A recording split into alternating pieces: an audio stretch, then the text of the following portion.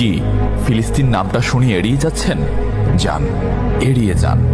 কেননা ফিলিস্তিন তো আর আমাদের বাংলাদেশ না। কোনো সমস্যা নেই, এড়িয়ে যান।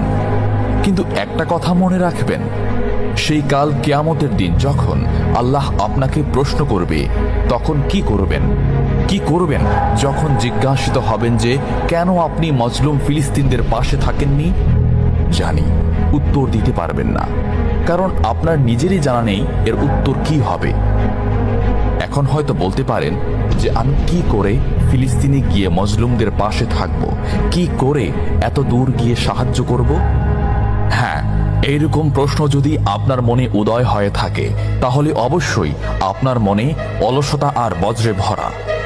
এই আধুনিক যুগে অস্ত্রের চেয়ে পাওয়ার হচ্ছে মিডিয়া, তাই মিডিয়ায় বেশি বেশি করে তা প্রচার করুন। হ্যাশট্যাগের মাধ্যমে প্রতিবাদ করুন। এই ক্ষুদ্র প্রতিবাদ একদিন অনেক বড় প্রতিবাদ হয়ে দাঁড়াবে। বিজয় একদিন ইসলামেরই হবে ইনশাআল্লাহ।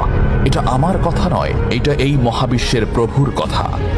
একটা কথা মনে রাখবেন, ক্ষুদ্র ক্ষুদ্র বালিকণা, বিন্দু বিন্দু জল গড়ে তুলে পাহাড় পর্বত, সাগর অতল।